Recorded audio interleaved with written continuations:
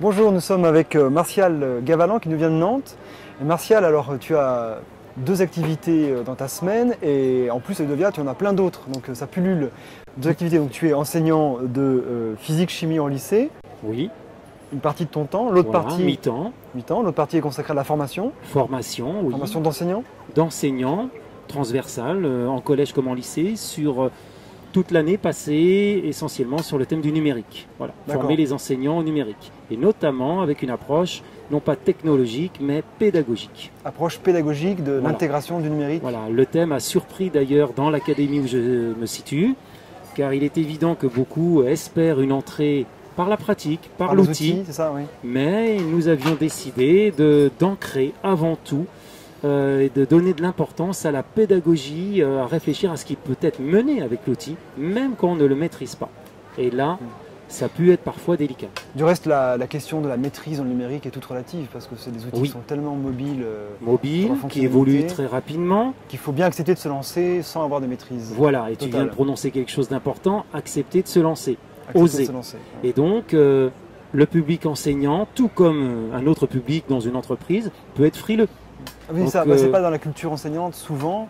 En tout cas, là, il y a un vertige de perte de contrôle. Exactement. Qu'il faut dépasser. Et voilà, à nouveau, cette perte de contrôle inhabituelle, voire sentie comme illégitime dans le monde enseignant, eh bien, peut faire perdre confiance aux enseignants. Et nous étions là pour tenter de les accompagner, évidemment apporter des solutions et des modalités aussi, tout de même, de progresser et d'arriver à une maîtrise. D'accord. Alors, à Ludovia, ici, où on te voit sur tous les fronts, il y a quand même une cohérence.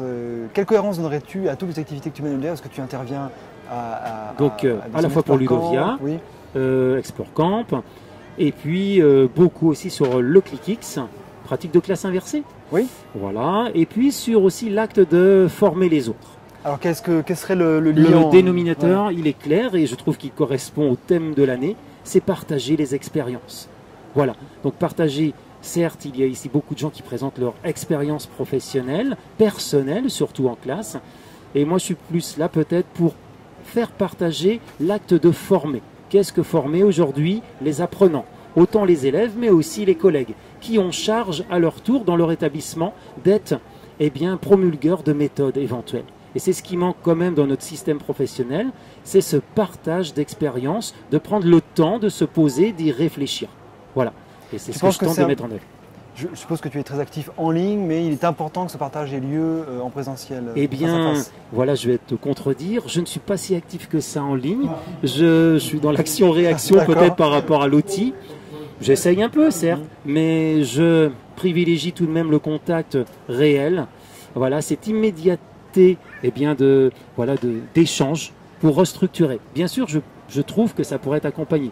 Je le mène un peu tout de même par des plateformes officielles comme Magister, formation à la fois présentielle et distancielle.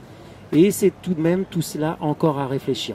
Les enseignants ont besoin de se retrouver et de se parler. Alors, tu as prononcé à l'instant le mot d'immédiateté. Oui. Et alors ça renforce ma perplexité, mon étonnement devant une des activités que tu mènes ici, que tu présentes à Ludovia. J'ai cru comprendre des jolts. Des jolts. Des jolts. Est-ce que tu peux nous dire de quoi il s'agit? Jolt donc signifie une secousse. Une secousse, c'est ça qui m'a laissé perplexe. Voilà. Alors jolt, donc d'où je tiens ces petites techniques de formation d'un grand monsieur qui s'appelle Tiagui. Tiagui, donc, est un homme qui actuellement est fort connu dans le milieu de la formation des adultes, j'entends. Professionnel, voilà, entreprise. Tout à fait. Et donc qui maintenant diffuse aussi sur le monde de l'éducation, qui montre que par le jeu, par la secousse, par l'effet psychologique que l'on va provoquer sur l'adulte ou sur l'apprenant, eh bien, on va passer du temps à débriefer sur cette secousse pour mieux faire ressentir de quoi il faut être conscient. Donc il faut qu'il y ait une forme d'expérience. Exactement. Donc il faut faire vivre l'expérience, aussi courte soit-elle, ensuite prendre le temps de la débriefer, sans mettre chacun la personne en difficulté, évidemment. Donc là, le collectif a tout son rôle. Voilà, on ne stigmatise pas, mais on fait vivre l'expérience pour mieux la conscientiser. Et ensuite en tenir compte pour à son tour faire preuve d'humilité face à ses collègues ou les élèves. Alors une cohérence aussi, parce que tu nous dis que tu interviens beaucoup dans le cadre de la classe inversée. Oui. Ça veut dire aussi que tu portes beaucoup d'attention à l'intensité et à la qualité de l'interaction en classe. Oui, voilà, on en revient toujours à une base essentielle, c'est celle de l'écoute de l'autre. L'accompagnement, l'écoute, le vrai diagnostic, l'améliorer au cours du temps, que ce soit à nouveau qu'un adulte et l'élève. On voit ici l'isomorphisme qui s'y fait à la fois entre les enseignants et avec les élèves. Et c'est aussi l'écoute entre les apprenants. Et entre les apprenants, tout à fait. Il y a quelque chose tout de même qui m'interroge. On parle aussi beaucoup de les faire collaborer. Donc 2 points qui actuellement me travaillent. 1, est-ce qu'il est nécessaire de toujours amener les apprenants à collaborer? À quel moment l'élève va-t-il être seul pour reconstruire tout ce qu'il vient d'apprendre? Car on sait il faut ces moments de pause. Et puis c'est bien de dire aux élèves de collaborer. Voilà, une pause individuelle. On sait que ce cogito peut-être a besoin de se stabiliser, hein, assimilation, accommodation. Allons relire peut-être Piaget et d'autres. Et puis c'est très facile de dire aux élèves de collaborer. Mais nous, les enseignants, quel est notre niveau de collaboration? Parlons simplement des ressources, de l'analyse de pratique. Nous ne faisons pas forcément ce que nous disons. Exactement. Ce que nous demandons aux élèves. Et puis il faut des méthodes pour collaborer aussi. Voilà. Et nous y sommes, je trouve, peu préparés, formés à ça. Et c'est un grand pan qui nous attend entre collègues pour comment améliorer notre collaboration professionnelle. Voilà. Peut-être une dernière question, j'en aurais plein, mais on va limiter le temps pour rester dans cette expérience vive et immédiate. Donc tu utilises les méthodes Tyagi, elles ont été développées, popularisées dans le monde de l'entreprise et de la formation professionnelle. Oui. Est-ce qu'il y a une résistance dans le monde éducatif vis-à-vis de méthodes venant de l'entreprise? Oui, bien sûr. Se mettre en activité en tant qu'enseignant, ce n'est pas si courant. Ils n'ont jamais été formés comme cela.